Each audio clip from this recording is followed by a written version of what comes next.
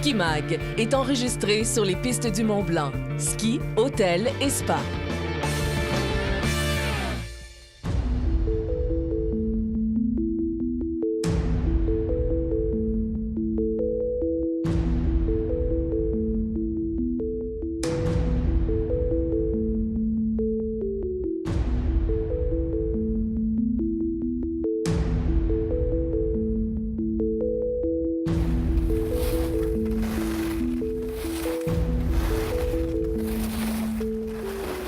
Bonjour et bienvenue à Ski Mag. Cette semaine, nous nous arrêtons au Mont-Blanc, une montagne que j'adore, très axée sur la famille, facile d'accès avec la 117 qui est juste près et aussi qui nous offre toujours des conditions de neige optimales. Marie-Tu nous présentera son conseil de ski de la semaine et aussi un reportage sur l'importance du travail des patrouilleurs de ski.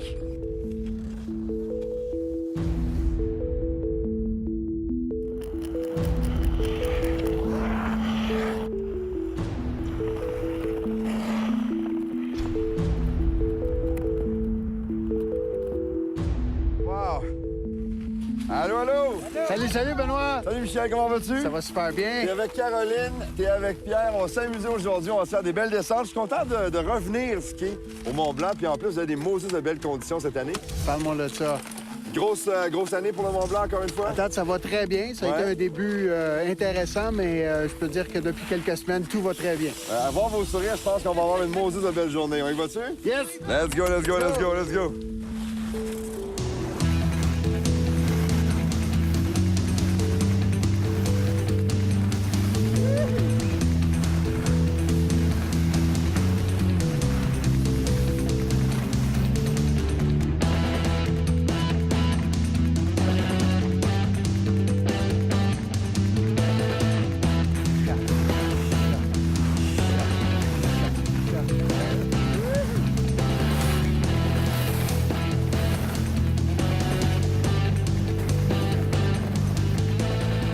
Content de venir vous voir à Mont-Blanc aujourd'hui parce que c'est une montagne qui est le fun à skier chez vous. Oui, bien écoute, c'est le deuxième plus haut sommet des Laurentides. Ouais.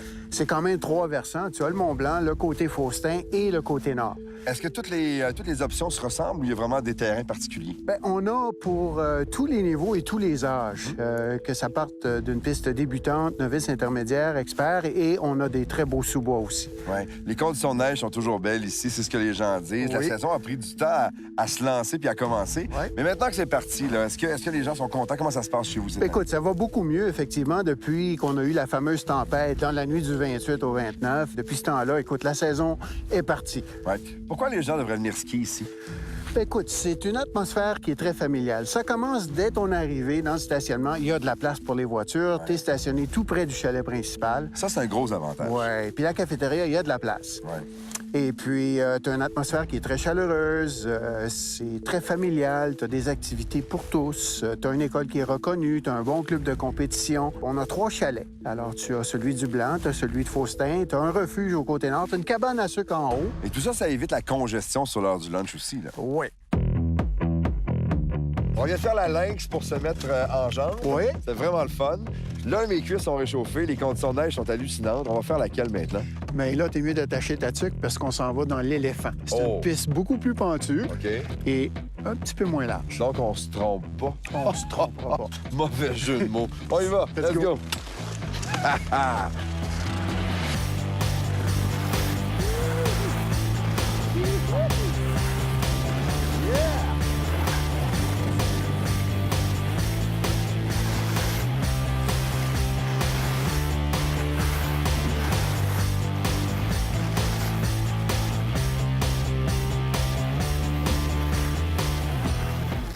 Michel, je veux qu'on parle d'hébergement un petit peu parce qu'il y a des gens qui, des fois, aiment partir pour un week-end. C'est possible de s'installer sur le site ici, de passer toute la fin de semaine, là? Oui, il y a 2 types d'hébergement. Tu as l'hôtel qui est situé directement à la base du Mont-Blanc. C'est des chambres. On a une piscine intérieure. Pour l'après-ski, ça fait toujours du bien, ça. Ben oui, t'es tout près du bar. Mais par contre, on a aussi des condos qui sont ski-in, ski-out. OK. Alors, on les retrouve à 2 endroits. Du côté Mont-Blanc, on vient de passer devant tantôt. Ouais. Tu as quelques unités là. Et tu as le village principal qui est du côté du Mont-Faustin. OK. Beau petit village, tu as plusieurs unités, tu as un beau pont couvert. Alors, c'est une belle place. Quelque chose de le fun là-dedans parce que tu restes sur le site toute la fin de semaine. Exactement. Tu n'as pas besoin de te déplacer. Voici maintenant le conseil de ski de la semaine avec Marie-Chou Plamondon, monitrice niveau 4 de la MSC et coach 2.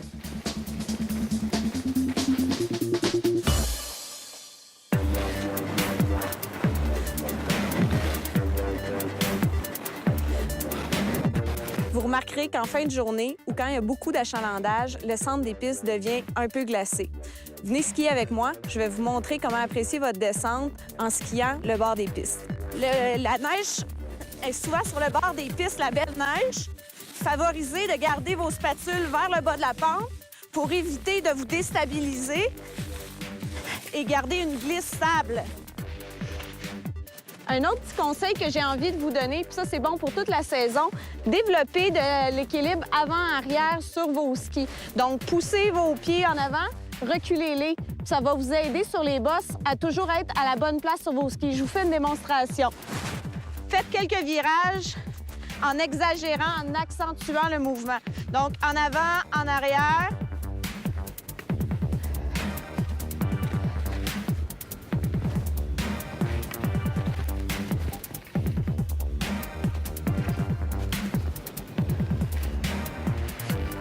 Le petit exercice que je vous ai proposé nous aide dans les bords de piste ici à ramener nos skis en dessous de nous ou à l'extérieur. On les sort, on les ramène. Ça nous permet d'être stable et équilibré tout au long de la courbe.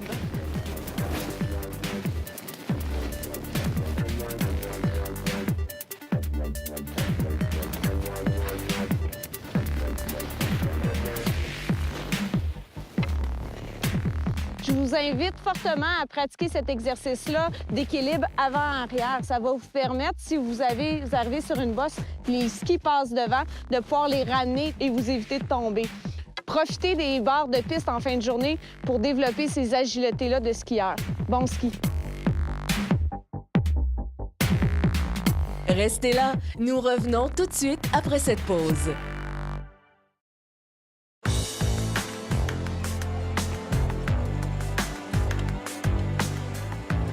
Mont-Blanc a construit un des parcs à neige les plus recherchés du Québec, le Snow Zone.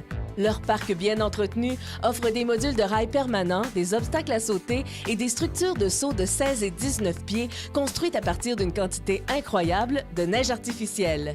Je suis content, Jacques, de me retrouver avec un vétéran parce que tu connais bien la montagne. Depuis quoi, 26 ans ici? 26 ans au Mont-Blanc, oui. Et je connais pas énormément l'historique. Qui est derrière ça et ça existe depuis combien de temps? L'historique du Mont-Blanc, le côté Mont-Blanc, à la base, a été créé ou a été fondé dans les années 57. Alors, et puis, en 82, la montagne elle a été acquise par la famille Robinson, qui ont amené beaucoup d'évolutions, qui ont amené un versant additionnel, qui ont agrandi le chalet ici à la base, qui ont ajouté des pistes, qui ont modernisé les remontées mécaniques. Ils étaient vraiment sérieux dans leur démarche, les Robinson, quand ils sont arrivés Ils ont ici. même acheté le côté Faustin. Qui appartenait, c'était 2 centres séparés. Tu avais le côté blanc, tu avais le côté Faustin. Alors, ils ont acheté, ils ont fait l'acquisition. Et aussi, dans les années 90, ils ont ajouté une 3e montagne, un 3e versant. M. Robinson et ses fils sont encore propriétaires. Ils suivent de près les activités. L'année passée, ils ont quand même investi quelques milliers de dollars pour refaire la cafétéria, l'agrandir. On a aussi modifié un peu le bar pour que ce soit un petit peu plus convivial. Est-ce que c'était à la demande de la clientèle ou c'est eux, encore une fois, dans un souci de bien servir la clientèle? Je pense qu'à tous les ans, ils sont à l'écoute de la clientèle. Hey, si je te fais ça comme ça, tu dis qu'est-ce que ça veut dire?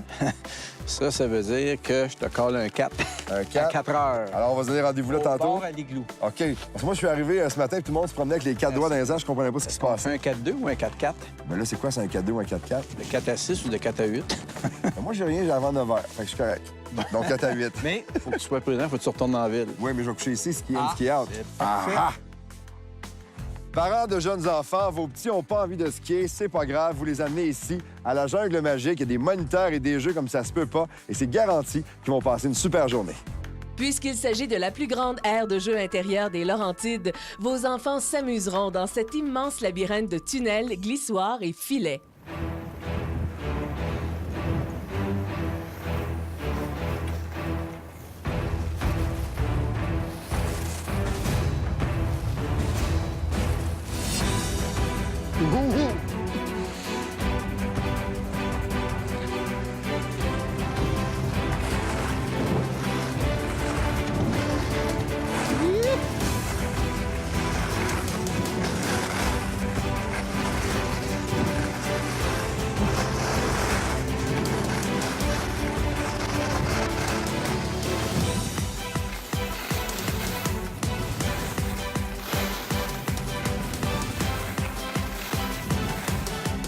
Ce qui m'impressionne beaucoup, c'est qu'on est à mi-journée et regarde la lumière qu'on a sur la montagne. Il y a quelque chose de féerique là-dedans, de magique. Oui, oui, définitivement. Puis moi, je dois te dire, là, quand j'ai le soleil dans le dos, quand je descends puis je vois mon ombre, là, c'est motivant. Ouais. Tu vois ça, là, c'est un miroir, dans le fond. Est-ce que tu surveilles ta technique dans ce temps-là, voir si t'es bien positionné ou tu t'amuses? Honnêtement? Oui. Pas tout. Je m'amuse. C'est la réponse que je souhaitais.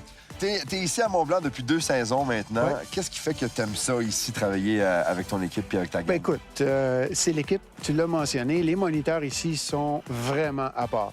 Ce sont des jeunes moniteurs. C'est-à-dire, tu as les deux vétérans. Les deux pôles. Tu as les vétérans qui sont ici depuis plus de 20 ans. Ouais. Puis tu as des jeunes qui ont 15-16 ans. Alors, puis tout le monde s'entend très bien. Est-ce qu'il y a beaucoup de jeunes qui font du ski encore? Parce qu'on voit beaucoup de jeunes familles qui débarquent chez vous et qui viennent s'installer puis faire du ski la fin de semaine, entre autres. Oui, surtout ici au Mont-Blanc, je peux te dire qu'à ma grande surprise, là, les parents mettent les enfants dès l'âge de 2 ans pour prendre des cours.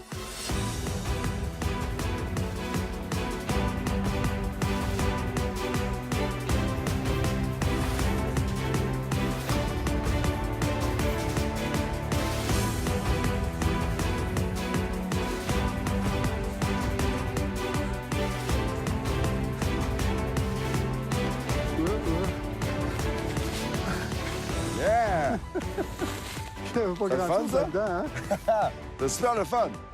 C'est quoi le problème qu'on a comme moniteur ou comme bon skieur? On fait tout le temps les mêmes affaires. Si t'en veux un conseil, là, pas nécessairement sur la caméra, là, je t'ai regardé skier, ça va super bien. T'as vu ce matin quand on skiait, je changeais de rythme. Faut que tu fasses ça. Parce que sinon, tu crées une empreinte qui est toujours la même, puis tu... C'est comme... C'est comme si on se crée une zone de confort, puis on reste toujours dedans. Puis... Alors que là, il faut que tu réfléchisses vite. Il y a un arbre, il y a une roche. Tu réfléchis pas. T'es alerte, tu y vas. Tu analyses vite le terrain, puis tu te laisses aller. C'est ça, du ski. On s'en fait ça un autre? Oui. Ça, j'en ferais 4-5 encore, là.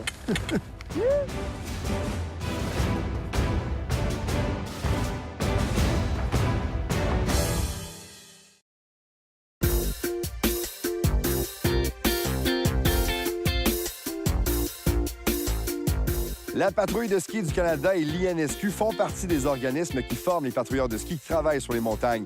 Justement, cette semaine, Marie-Chou nous parle de ces gens essentiels au bon fonctionnement de votre activité préférée. Les opérations d'une montagne, c'est complexe. Aujourd'hui, je vais m'entretenir avec un membre de la patrouille du Massif, Aurélie, une patrouilleure qui va nous expliquer les tâches quotidiennes de son travail.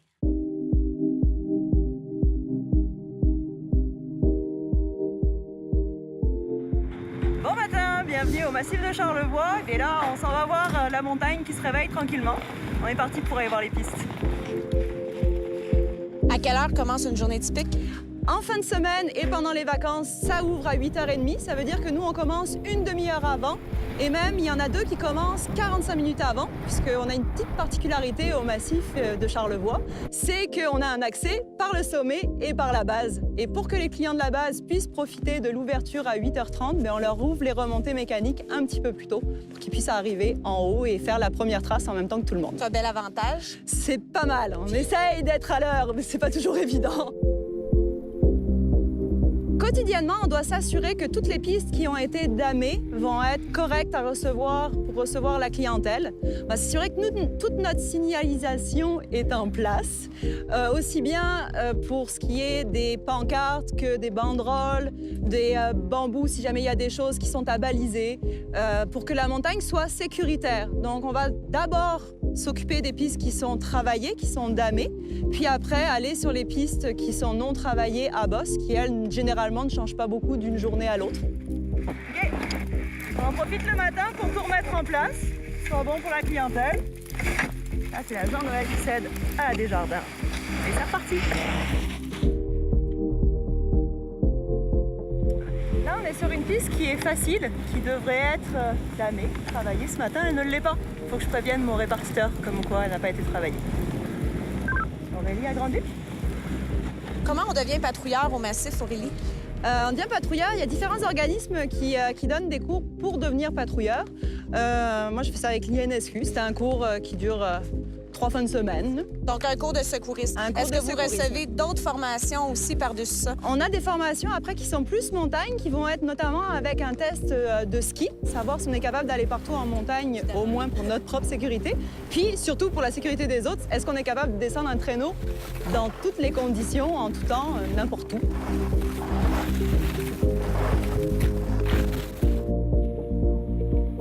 Donc là, on est en train d'inspecter la ligne du Massif Express. Faut que je prévienne encore mon répartiteur, ça se passe toujours de même.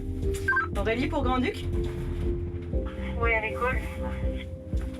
Gondole en inspection, gondole 35. Bien reçu.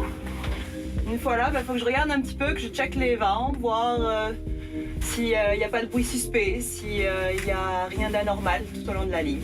C'est pas mal ça qui se passe. Il y a tout le monde qui attend là pour faire la première descente, qui sont pas mal dans les starting blocks. Puis nous, il faut qu'on les retienne juste à temps que la montagne soit prête à être ouverte. Donc là, on attend le call du répartiteur.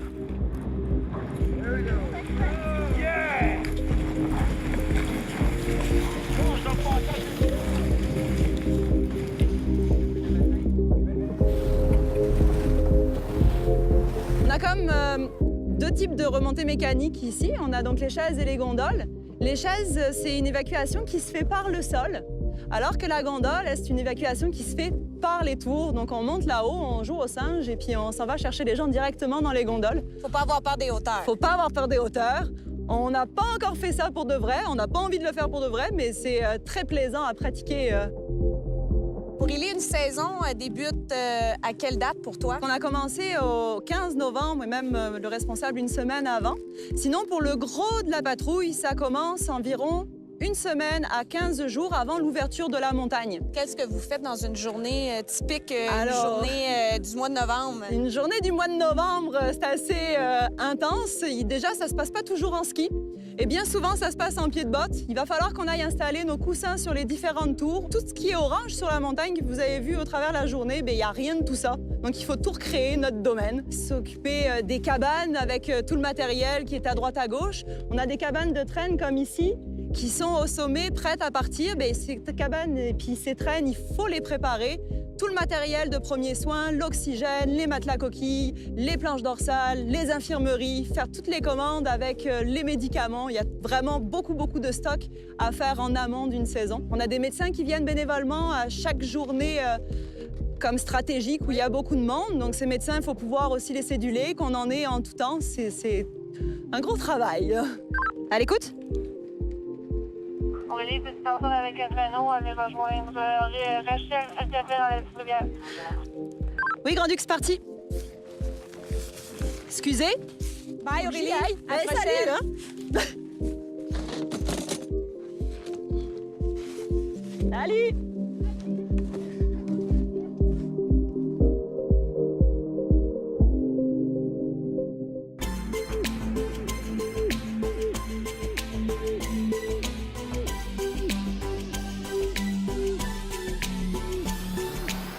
Michel, merci beaucoup pour le bel accueil aujourd'hui. Super, écoute, moi j'ai eu beaucoup de plaisir à skier avec toi. Les conditions étaient incroyables, puis vraiment, c'est le fun. Même que je suis très jaloux parce que tu skis régulièrement ici, tu es ici à tous les jours. Alors, je suis vraiment très jaloux. Écoute, tu es le grand patron de l'école de neige ici. Si tu avais un conseil à donner aux gens qui nous regardent, ce serait quoi? Je vais simplifier ça. Amuse-toi à chaque descente.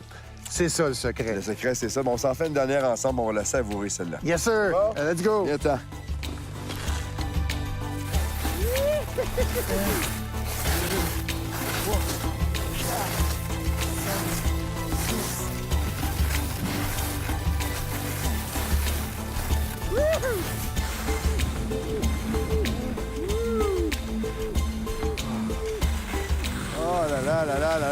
Quel bonheur, que c'est le fun, que c'est le fun, que c'est le fun. Good show, Benoît! Je suis à veille, je viens de voir le bar, là, je suis à veille de te faire ça, là. Ouais, t'es s'en prêt vient. pour ça, là? Oh, ça s'en vient, là, ça Let's s'en vient, go. mon affaire. Le bar Igloo est l'endroit idéal pour relaxer en après-ski. Profitez de l'atmosphère chaleureuse, du foyer et des événements sportifs sur écran géant lors d'un 5 à 7. Le bar vous donne une vue sur les pentes et vous invite à participer aux divers événements spéciaux durant la saison.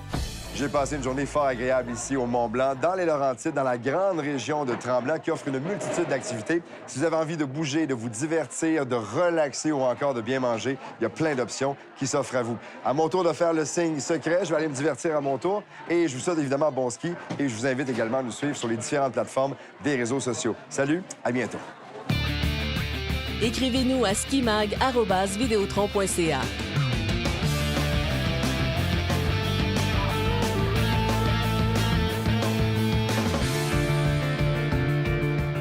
Skimag a été enregistré sur les pistes du Mont-Blanc. Ski, hôtel et spa.